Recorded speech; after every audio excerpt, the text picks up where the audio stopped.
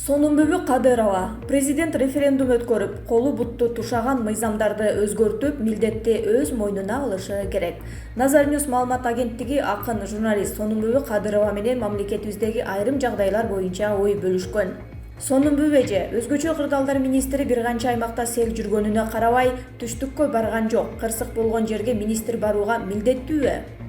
Албетте, кырсык болгон жерге баруу министрдин түздөн-түз милдети. Вертолету жок болсо карап отура бербей, машина менен барсын. Эгер андай иштерди чечкенге алы жетпесе, иштин көзүн билген эр-азамат жигиттерге кызматын өз эрки менен өткөрүп берсин. Ар кайсы шылтоону айткандай, ал мектеп окуучусу эмес, күнөө барбаган министрди тескей албаган премьер-министрди. Шал болуп отурушпай, баары чогулуп, кызматын өз абийирлери менен өткөрүп берсин. Президенттин иштин көзүн таба албаган кызматкерлери артка тартып жатабы?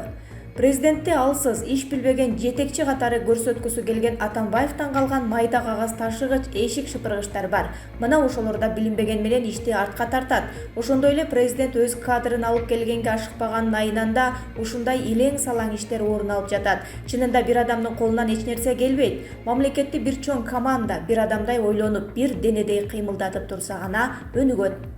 Бир адамдай ойлонуп, бир адамдай иш кыла албасына көзүбүз жетти. Абалдан чыгуу үчүн эмне кылышыбыз керек? Кыргызда болору болду, боесу кандыгы деп коет. Иш таптакыр жылбай калды. Ушул кырдаалдан чыгыш үчүн тез аранын ичинде элдик өкмөт түзүп, эл арасындагы иштин көзүн билген кадрларды чогултушу зарыл. Ошондой эле Сооронбай Шарипович референдум өткөрүп, колу бутту тушаган мыйзамдарды өзгөртүп, милдетти өз мойнуна алышы керек. Антпесе кырдаал мындан да татаалдап, айласын таппай калган абалга кептелип калат. Тамада Эрнест Бөрүбаев жардам сураган аялдарга чалып, төшөккө макул болсоң жардам берем деген эркектер болуп жатат.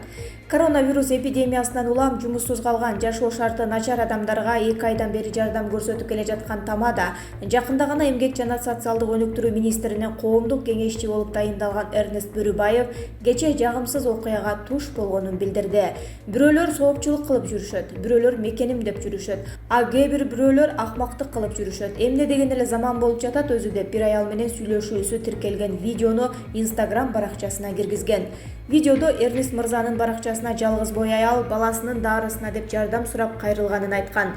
Баламдын талмасы бар, кеч киргенде оозу мурдунан кан чыгып ооруп баштайт.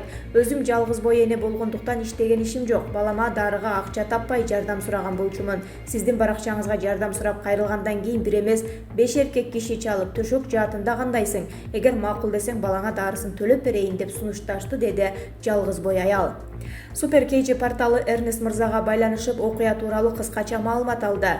Тилекке каршы буга окшогон окуялар менин тажрыйбамда көп катталып жатат. Жалгыз бой келиндин окуясын жазгандан кийин бир нече жардам сурап кайрылган аялдарга ошондой жаатта төшөккө макул болсоң жардам берем деп кайрылгандар көп экен. Аны менен башкаларга сабак болсун деген ойдо чыгардым. Жардам берет элем деп мага кайрылгандардын 80% аялдар, 20% гана эркектер болуп жатат. Бул аябай өкүнүчтүү, деди Эрнест мырза. Чаткалдагы коронавирус чыры, дарыгер менен тургун бири-бирин айыптап арыз жазышты. Жалал Абад областына караштуу Чаткал районундагы Канышкыя айылынын жашоочусу дарыгердик сырды ачыкка чыгарды деген арыз менен айылдагы медиктердин бирин күнөөлөп милицияга кайрылды. Бул тууралуу областык милициянын маалымат катчысы Нурдин Жыентаев Спутник Кыргызстан агенттигине билдирди. Анын айтымында дарыгерлер айылдагы коронавируска шектелгендердин үйлөрүн кыдырып, анализ алышкан. 29 жаштагы тургундун үй бүлөсүнөн анализ алууга барганда үй ээси каршылык көрсөтүп чыгарып салган. Бирок болбой эле үй бүлө мүчөлөрүнүн баарын экспресс тесттен өткөрүп кетишкен. Ошол эле күнү медиктер милицияга жергиликтүү тургундар каршылык көрсөттү деп арыз жазган. Аталган факты кылмыш жана жоруктардын бирдиктүү рейстерине жазык кодексинин 280-беренеси боюнча катталып, сотко чейинки өндүрүш иши ачылган. 2 май күнү экспресс тесттин жыйынтыгында 29 жаштагы тургундун уулунан коронавирус чыккан. Мындан улам дарыгерлер аларга чалып баласынын кайра анализ тапшырып кетүүсүн айтышкан. Ал киши уулун алып кошуналары менен кошо ооруканага барган. Эпидемиолог дарыгер аларды оорукананын короосуна киргизбей, уулунун анализинин жыйынтыгын кошуналардын көзүнчө көрсөтүптүр. Мындан улам ал жаран дарыгердин үстүнөн арыз жазып, ага чара көрүүнү өтүнгөн, деди Жыентаев. Бул арызда кылмыш жана жоруктардын бирдиктүү рейстерине катталып, Жоруктар кодексинин 83-беренеси боюнча сотко чейинки өндүрүш иши ачылды. Эки факты боюнча тең учурда текшерүү иштери жүрүп жатат. Маалым болгондой, коронавирус табылган бала азыр ооруканада. Ал эми анын ата-энеси жана үй бүлө мүчөлөрү изоляцияланып, үй карантинине алынган. Айыл банк ачык акционердик коому пандемия шартында кардарларын колдоо максатында 5 миллиард сомго 10.153 кредит боюнча реструктуризациялоо жүргүздү. Бул тууралуу аталган банктын башкаруучулугунун төрагасы Бактыбек Шамкеевке шилтеме берип, республикалык штаб кабарлады. Өзгөчө абал жана өзгөчө кырдаал шарттарында биздин банк кардарларга насыяларды төлөөнү жылдыруу жана мөөнөтүн узартуу боюнча иш-чараларды жүргүзүп жатат. Бул үчүн жарандар мобилдик тиркемелер аркылуу арыз жазышат. 2020 жылдын 1-майына карата банк жалпы суммасы 5 миллиард сомго 10.153 кредит боюнча реструктуризациялоо жүргүздү, деди Шамкеев. Анын айтымында жазгы талаа иштери жана калктын башка муктаждыктарын канааттандыруу үчүн насыяларды берүү боюнча иштер жүрүүдө. Эске салсак, Улуттук банк март айында коронавируска байланыштуу каржы насыялык ишмердүүлүктү жөнгө салуунун убактылуу эрежелери жөнүндө токтом кабыл алган. Ага ылайык насыяларды төлөө мөөнөтү бери дегенде 3 айга жылдырылып, кечиккендик үчүн айып пул салынбайт. Ошондой эле кардардын кредиттик тарыхында бул айлардагы кечигүүлөр эсепке алынбайт. РСК банктын коронавирус жуктурган кызматкерлери кесиптеш кардарлар менен байланышкан эмес. Бул тууралуу аталган банк маалымдап билдирүү таратты. Эскерте кетсек, банк кызматкерлеринин коронавирус жуктуруп алганын бүгүн брифинг учурунда Саламаттыкты сактоо министринин орун басары Нурболот Үсөнбаев билдирген болчу. Билдирүүдө эки кызматкердин бири Бишкек шаарындагы кеңседе, экинчиси Чаткалдагы филиалда иштеген айтылат. Бишкекте кызматкер дарыланып чыкты, азыр үйүндө. Өзгөчө абал режиме киргизилгенден тарта аралыктан иштеп келген. Ал эми Чаткалдагы кызматкер ушул тапта дарылануудан өтүп жатат. Эки тең кесиптештери банктын кардарлары менен байланышта болгон эмес деп айтылат билдирүүдө. Банк ушул тапта коронавирус аныкталган башка учур катталбаганын, мекеме кадимки тартипте иштеп кызмат көрсөтүп жатканын белгиледи. Маалыматта бардык кызматкерлер коргонуучу каражаттар менен камсыздалганы, имарат күн сайын дезинфекцияланып жатканы айтылат. Дүйнөдө аба ырайы өзгөрүп, 50 жылда Сахара чөлүндө ысыйт изилдөө. Көмүр кычкылтек газынын чыгышынан улам 2050 жылга чейин абанын температурасы 14 градуска жогорулайт. Бул тууралуу чет элдик басылмалар жарыялады, иликтөөгө таянып. Анда негизи жашоо тиричиликке ыңгайлуу делген жылдык орточо температура 11-15 градусту түзүп, ал учурда адамзатынын 1/3 бөлүгү күндүн табы 29 градустан жогору болгон шартта жашап калары айтылат.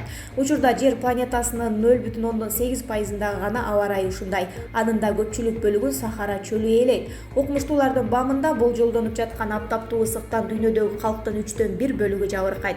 Абанын температурасы алдыңкы 50 жылда мынчалык жогорулашына технологиянын өнүгүшү, андан чыккан заттар таасир этүүдө. Муну менен эксперттер 6000 жылдан бери бир калыпта турган аба ырайы өзгөрүүгө дуушар болуп жатканын белгилейт. Абактагы айрымдарга мунапыс берчү мыйзам күчүнө кирди. Президент Сооронбай Жээнбеков улуу жеңиштин 75 жылдыгына жана апрель революциясынын 10 жылдыгына байланыштуу мунапыс жөнүндөгү мыйзамга кол койду. Ага ылайык кылмыш үчүн эркинен ажыратуу түрүндөгү жазыктык жазадан төмөндөгүлөр бошотулат. 60 жаштан ашкан эркектер жана 55 жаштан ашкан аялдар.